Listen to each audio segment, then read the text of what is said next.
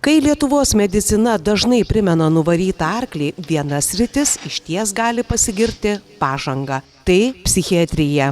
Psichikos negalavimų ar ligų turintys žmonės Lietuvoje gydomi pažangiais vaistais, o iki šiol vis dar bauginamuose stacionaruose praleidžia vis mažiau laiko.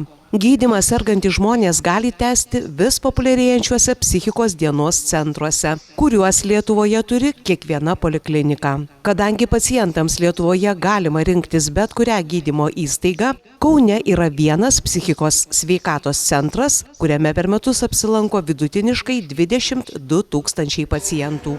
Tai neseniai kardinaliai atsinaujinusi Šilainių poliklinika ir jos padaliniai, kuriems vadovauja jauni vadovai ir kuriuose per metus vidutiniškai apsilanko maždaug 70 000 žmonių. Ši gydymo įstaiga viena iš pirmųjų ėmė spręsti eilių mažinimo problemą. Mes turime eilių valdymo sistemą, kur pacientas įėjęs su tuo pačiu numeriuku savo eina per visą polikliniką. Lygiai taip pat turim ir čia registratūroje, vizijoje matysim šitą sistemą visuose kituose padaliniuose.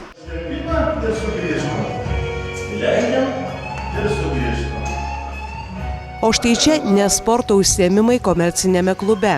Čia nemokamame psichikos dienos stacionare ypač mėgstama rubrika sportas. Ne veltui sakoma, sveikame kūne, sveika siela.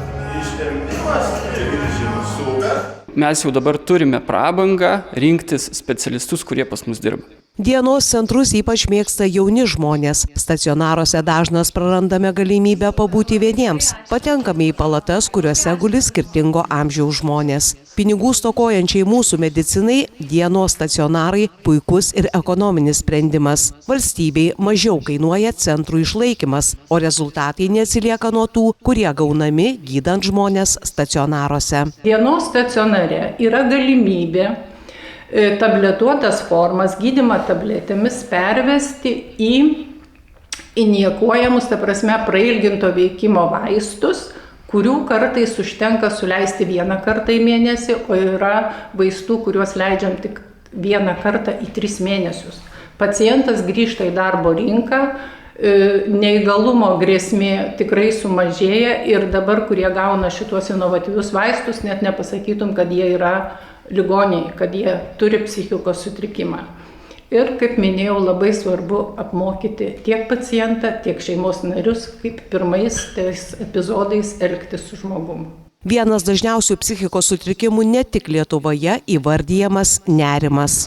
Centre aš sustiprėju, aš pasisemiu tokios praktikos, kaip reikia teisingai ilsėtis, kaip reikia teisingai atsipalaiduoti, labai geri užsiėmimai, kurie lavina ir atmintį, ir kūrybą, ir tiesiog smagu, linksma, pagerėja nuotaika. Labai dažnėja tokios psichikos diagnozės kaip mobingas darbe. Jaunimui tenka gydytis dėl priklausomybių ne narkotikams, o internetui. Nepilnai išnaudoju savo dieną, taip mane griaužiasi dėl to, tai dėl to bandau atrasti, kaip paimti už vadžių savo gyvenimo. Racionaliai dienos neišnaudoja, ar ne? Taip gaunas, kad prašvaistau biškį, prapūnu. O ką tu darai? Gal internete gilinėsi, gal į kokį TikToką? Taip, šiaip domiuosi tikrai internete, jau gal apie metus domiuosi. Didžioji dalis, sakyčiau, per YouTube'ą, bet taip gaus, kad jau pradėjau kreiptis pas specialistus, ir čia atvykau. Psichikos dienos centruose gydosi ir žmonės patyrę smurtą artimojoje aplinkoje. Čia aš atsidūriau dėl smurto artimoje aplinkoje, tai yra vyrų smurtas. Ir vienu žodžiu, kreipiausi į šeimos gydytoją, aišku, iš karto, nes buvau sumušta, labai šį darbą eiti negalėjau, man reikėjo biuletenio, gal taip sakykime, ir mane iš karto šeimos gydytojai atvedė į šitą centrą. Ir aš grįžau po 20 metų migracijos iš Anglijos, tai yra metai gyvenu čia Lietuvoje, ir aš nesitikėjau, kad čia toks yra centras.